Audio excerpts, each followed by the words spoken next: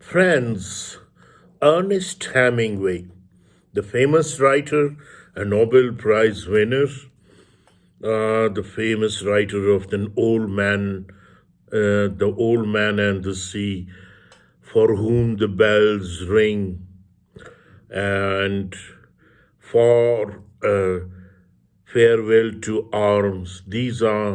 He was the writer of these famous books and novels. Now, today, one of its another novel, The Sun Also Rises by Ernest Hemingway. So, the story of this starts like this. The sun also it opens with the narrator of this novel is Jack Burns delivering a brief biographical sketch of his friend. Like Robert Cohan, Jack is a veteran of World War I who now works as a journalist in Paris.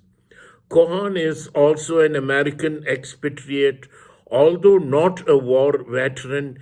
He is a rich Jewish writer who lives in Paris with his forceful and controlling girlfriend.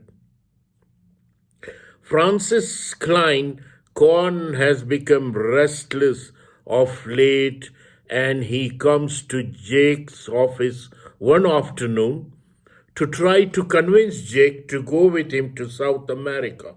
Jake refuses and he takes pains to get rid of Cohan. That night, a dance club, Jake runs into a lady, Brett Ashley, a divorced socialite and the love of Jake's life. Brett is a free-spirited and independent woman, but she can be very selfish at times. She and Jake meet in England during World War I when Brett treated Jake for a war wound. During Jake and Brett's conversation, it is subtly implied that Jake's injury rendered him impotent. Although Brett loves Jake, she hints that she is unwilling to give up sex and that for this reason she will not commit to a relationship with him. The next morning, Jack and Cohan have lunch. Cohan is quite taken with Brett and he gets angry when Jack tells him that Brett plans to marry Mike Campbell, a heavy drinking Scottish war veteran, that afternoon. Brett stands Jack up. That night, however, she arrives unexpectedly at his apartment with Count Mimi Popolous, a rich Greek expatriate.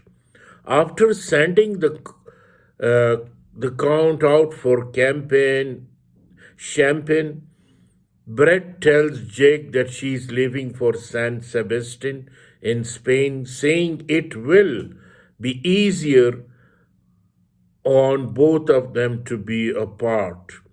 Several weeks later, while Brett and Cohan are both traveling outside of Paris, one of Jack's friends, a fellow American war veteran named Bill Gorton, arrives in Paris.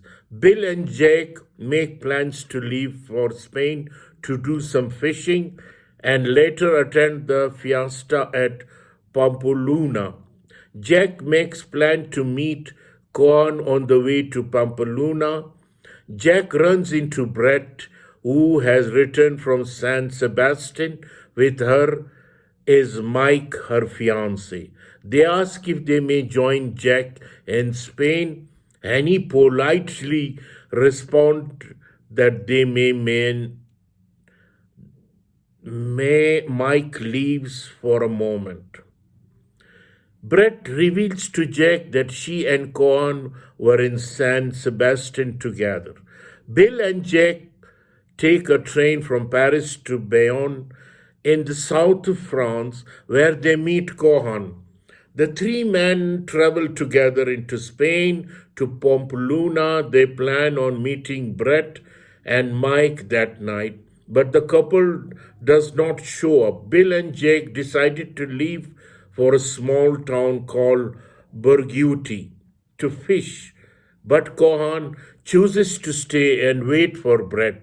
Bill and Jack travel to Spanish countryside and check into a small rural inn.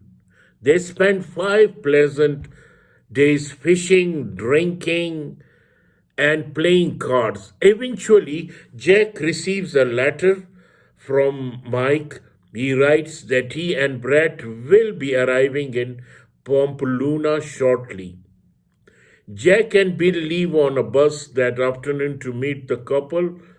After arriving in Pamplona, Jack and Bill check into a hotel owned by Montoya, a Spanish bullfighter expert who likes Jack for his earnest interest in the sport. Jack and Bill meet up with Brett, Mike, and Kohan, and the whole group goes to watch the bulls being unloaded in the preparation for the bullfighting during the fiesta. Mike mocks Kohan harshly for following Brett around when he is not wanted. After a few more days of preparation, the fiesta begins. The city is consumed with dancing, drinking, and general debauchery. The highlight of the first day is the first bullfight, at which Pedro Romero, a 19-year-old prodigy, distinguished himself above all the other bullfighters. Despite his violence, Brett cannot take her eyes off the bullfight or Romero. A few days later, Jack and his friend are at the hotel dining room, and Brett notices Romero at a nearby table. She persuades Jack to introduce her to him. Mike again verbally abuses Con, and they almost come to blows before Jack diffuses the situation. Later that night, Brett asks Jack to help her find Romero, with whom she says she has fallen in love. Jack agrees to help, and Brett and Romero spend the night together. Jack then meets up with Mike and Bill, who are both extremely drunk. Cohan soon arrives, demanding to know where Brett is. After an exchange of insult, Cohan attacks Mike and Jack, knocking them both out. When Jack returns to the hotel, he finds Cohan lying face down on his bed and crying. Cohan begs Jack's forgiveness, and Jack reluctantly grants it. The next day, Jack learns from Bill and Mike that the night before, Cohan also beat up Romero when he discovered the bullfighter with Brett. Cohan later begged Romero to shake hands with him, but Romero refused. At the bullfight that afternoon, Romero fights brilliantly, dazzling the crowd by killing a bull that had gored a man to death in the streets. Afterward, he cuts the bull's ear off and gives it to Brett. After this final bullfight, Romero and Brett leave for Madrid together. Cohen has left that morning, so only Bill, Mike, and Jack remain as the fiesta draws to a close. The next day, the three remaining men rent a car and drove out of Spain to Behone and then go their separate ways. Jack heads back into Spain to San Sebastian, where he plans to spend several quiet days relaxing. He receives a telegram from Brett, however, asking him to come meet her in Madrid. He complies and boards on an overnight train that same day. Jack finds Brett alone in Madrid hotel room. She has broken with Romero, fearing that she would ruin him and his career. She announces that she now wants to return to Mike.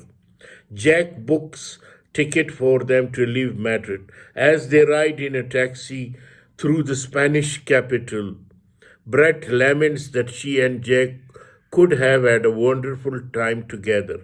Jack responds, "Yes, isn't it pretty to think so?" So this is the story of The Sun Also Rises by Ernest Hemingway. I hope you will like this. Thank you very much.